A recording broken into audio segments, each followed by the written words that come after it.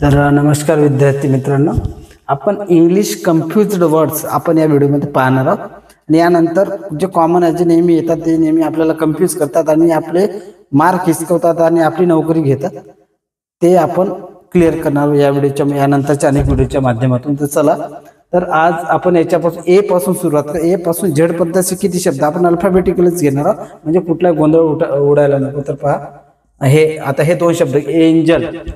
आता इथं काय दिसते आपल्याला, ANGEL आहे आणि हा ANGLE. आपल्याला असं वाटतं कुठल्याही गोष्टीला कमी समजता येत नाही, दुर्लक्ष करता येत नाही, नोकरीच्या बाबतीत, परीक्षेच्या बाबतीत, भाषेच्या बाबतीत किंवा कुठल्याच बाबतीत नाही. कारण एक इकडचा इकडे झाला अर्थ बदलतो, मार्ग जातो, नोकरी जाते. ठीक आहे. आणि हे शब्द कॉमन परीक्षेत येतात, पोलीस भरतीपासून तर तलाठ्यापासून अनेक येतात. आणि सोप्या शब्दामध्ये ओव्हर कॉन्फिडन्स म्हणून सिली मिस्टेक होण्याचा संभव असतो, म्हणून काळजीपूर्वक लक्ष द्या. ANGEL. तर हे काय होईल, एंजल आहे. एंजल याचं प्रोनाउन्सिएशन एंजल होते. आणि हा अँगल आहे, अँगल. आता कुठे वापरतो, एंजल म्हणजे देवदूत.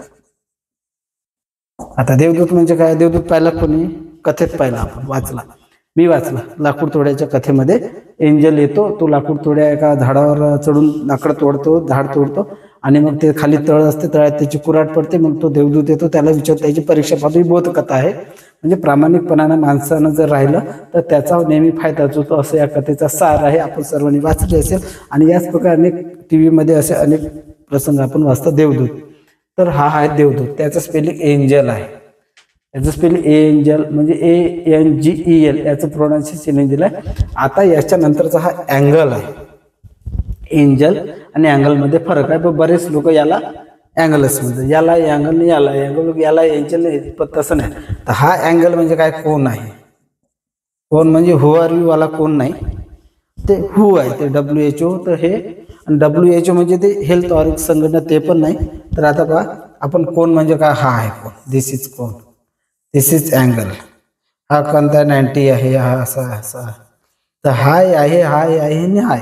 आता हा कोण आहे, हा कोण आहे. आता 90 अंशाचा कमी याचा आपला काही संबंध नाही. आपल्यासाठी अँगल म्हणजे कोण, म्हणजे कोण, तो 30चा असो, 60चा असो, 90चा असो, कितीचा असो, तर आपल्यासाठी अँगल म्हणजे अँगलच आहे. अँगल म्हणजे भूमितीतला कोण, एंजल म्हणजे कथेतला देतो. एवढं लक्षात आलं, ठीक आहे. आता पहा, अल्टरनेट आणि अल्टरनेटिव्ह हे दोन शब्द कन्फ्यूज करणाऱ्यासारखं प्रोनाउन्सिएशन आहे. सुरुवातीला अल्टरनेटच आहे दोन्ही पण, नंतर टीव आहे इकडं. पण सहसा विद्यार्थीकडे पाहत नाही, त्याला वाटते सोपंच आहे, ओव्हर कॉन्फिडन्स मध्ये करतो, चुकतो आणि विषय संपून जातो. ठीक आहे. याला सिली मिस्टेक म्हणतात आणि सिली मिस्टेक होऊ नये.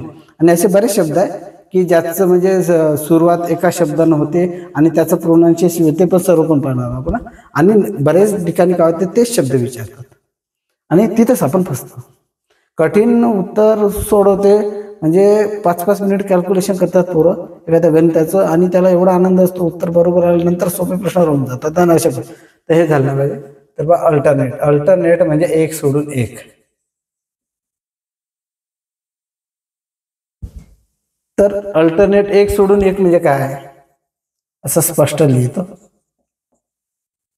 एक सोडून एक म्हणजे काय, कारण एकानंतर दुसरा सोडला की तिसरा, चौथा सोडला की पाचवा, सहावा सोडला की सात, असं आहे. ठीक आहे. तर मग आता याला आपण थोडं कन्फ्यूज होण्याला म्हणून त्याला एखादं उदाहरण घेऊ. पाहता एखादा, he goes to Mumbai. He goes to Mumbai on alternate days, म्हणजे तो मुंबईला एका सोडून एकला मध्यातला दिवस सोडून नंतरच्या दिवशी जातो, असा याचा अर्थ होते. असं आहे. तर आता अल्टरनेटिव्ह, याच्यानंतर कोणतं अल्टरनेटिव्ह. अल्टरनेटिव्ह म्हणजे आपण ऐकतो नेहमी, गणित शिकतो आपण, तर गणितामध्ये आपले सर सांगतात की अल्टरनेटिव्ह मेथड आहे. या गणिताची ही अल्टरनेटिव्ह मेथड आहे. आपण या अल्टरनेटिव्ह मेथडने सुद्धा हे गणित सोडवू शकतो. सेमी इंग्लिशवाल्यांना, इंग्लिश मिडियमवाल्यांना हा शब्द कॉमनच आहे, मराठी मिडियमवाल्यांना सुद्धा. कारण मराठी मिडियममध्ये जरी ते सर शिकवत असेल तर त्यांचं BSc झाले असते, त्यांना इंग्रजी शब्द ते सांगतात. अल्टरनेटिव्ह मेथड आम्हाला सहज सांगायचे, ही अल्टरनेटिव्ह मेथड आहे म्हणजे पर्याय, एखाद्या गोष्टीवरचा असलेला पर्याय. म्हणजे गणिताचीच आपण याला गणिता व्यतिरिक्त कुठलंही आपण उदाहरण मी सांगितलं फक्त, कुठलं याला पर्याय हा आहे. म्हणजे हा जर आपल्याकडे एखादा कारागीर आहे, कारागिरीचं आपल्याकडे काम आहे, पण तो कारागीर उपलब्ध असेल, दुसरा आहे, म्हणजे तो नसला तरी काम चालतं आणि बी प्लॅन असावा.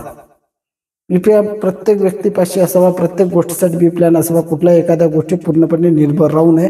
कारण म्हणताना भरोशाच्या म्हशीला टोनगा म्हणते, भरोशाच्या म्हस नेहमी धोका देते. कारण कुणावरच पूर्णतः विसंबून राहू नये.